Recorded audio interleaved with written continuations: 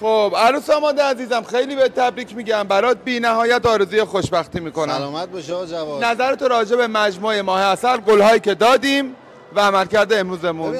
دبه کردیم، اذیت کردیم، پول اضافه گرفتیم، گرون شد، ارزون شد، هر چی هست بگو. فدات بشم آقا جواد. یه چیزی بگم، من تقریبا میتونم بگم 4-5 سال تو پیجت بودم.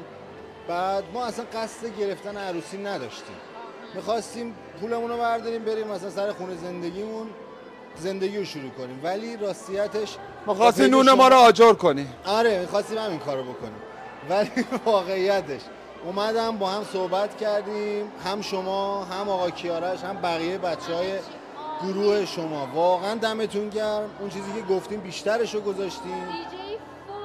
من همیشه میگفتم بابا تو پیج اینا هر کی میاد عروس اومده همین حرفو میذاره. گفتم بذار شب عروسی خودمون هم یه اتفاق میفته. دیدم آره نوشابه دادن، پرتقالدان زاتان دادن، درست شد.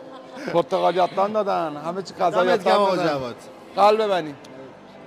من واقعا تشکر میکنم، خسته نباشید میگم. مرسی که از هر چیزی که گفتم و اذیتتون کردم برآورده کردم. واقعا ازتون لایقش بودین. جان؟ لایقش بودین. خوب بودین، لایق بهترین هم بودین. واقعا عالی بود، مخصوصا دیجی. خیلی چیزا گرون شد. اگر بابت تمام این گرونی‌ها پول اضافه گرفتم هم بگید. نه واقعیت با دلار 60 تومن با اون حساب کردم. شاید هم 40. پس حواسم باشه با دلار 80 تومن با تموم کنم. خیلی خسته نباشید آقای زنهاری. ممنونم. مرسی. بهترینی رو براتون بهترین آرزو میکنم. شبتون خوش، به امید دیدار. مرسی.